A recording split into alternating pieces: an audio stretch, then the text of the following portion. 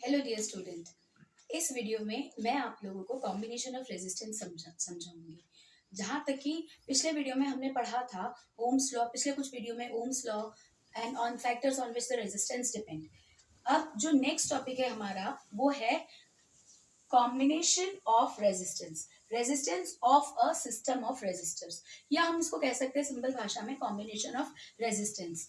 C, to get the equivalent or desired amount of potential difference, we need to combine resistance in different method. Here we are using two different method. First is series combination of resistance and the second one is parallel combination of resistance. यहाँ पे आप जैसा कि board पे देख सकते हैं, मैंने ऑलरेडी एक सर्किट डायग्राम बना रखा है। यहाँ पर ये देखिए कि हम यहाँ पर अब कौन सा वर्ड यूज करेंगे, सर्किट डायग्राम। हमने लाइट में यूज करा था वर्ड रे डायग्राम, दैट वाज रे diagram. Here we are using this word circuit diagram. So here it is clear that one circuit diagram is here already on the board. I draw this series combination circuit diagram.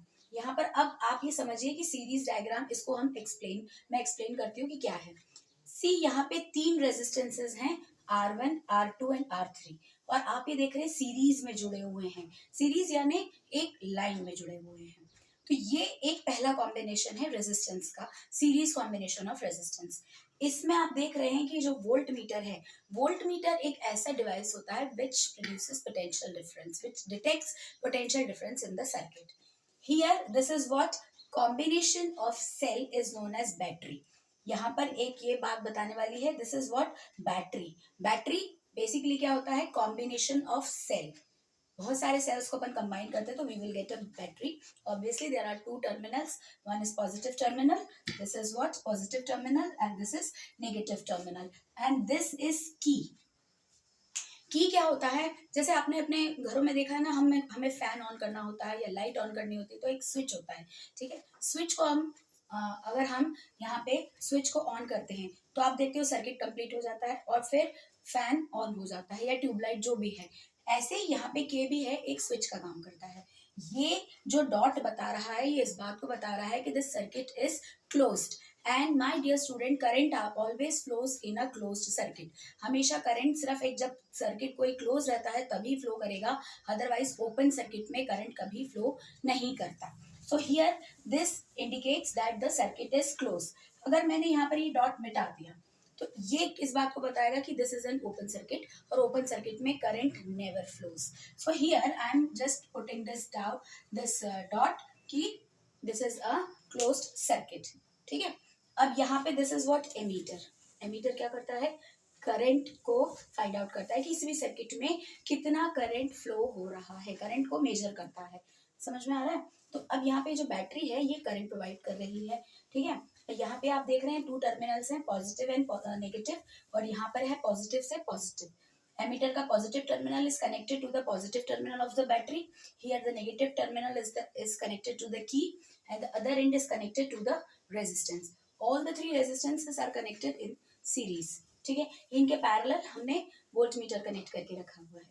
Volt meter is a device which measures potential difference across the circuit. ठीक है, अब आप यहाँ पर देख रहे हैं direction of current.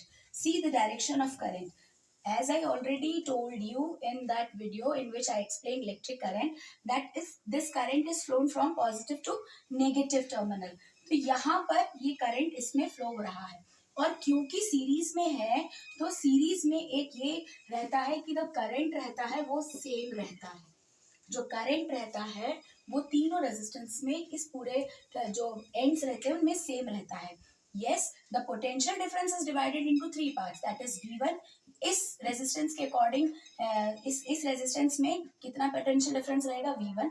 यहाँ पर कितना रहेगा, V2, और यहाँ पर कितना रहेगा, V3।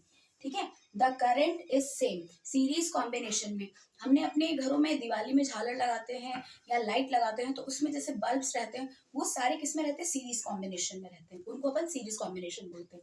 ऐसा तो होता नहीं है ना कि पहले बल्ब में बहुत तेज रोशनी आए क्योंकि ज्यादा करंट है और लास्ट तक जाते जाते करंट बिल्कुल कम हो जाए या बल्ब ग्लो करना बंद कर दे। क्यों, इसके पीछे कंसेप्ट ये है कि सीरीज कॉम्बिनेशन में करंट सेम रहता है। तो यहाँ पर हमको ये बात ध्यान रखनी है कि करंट सेम है। हाँ, पोटेंशियल जो है, जो पोटेंशियल डिफरेंस है across the ends, it is divided into 3 part, that is first जो रेजिस्टेंस है इसमें पोटेंशियल है V1, सेकंड में है V2 और थर्ड में है V3. The current is same. Now let us find out the amount of equivalent resistance across this system of resistors. We know that V is equals to IR. So similarly, if we write for V1, since the current is same, so we'll write IR1, and for V2 it is IR2, and for V3 it is IR3. Done. Now we will put all the values in this given equation. V is equals to V1 plus V2 plus V3. That is IR is equals to IR1 plus IR2 plus IR3.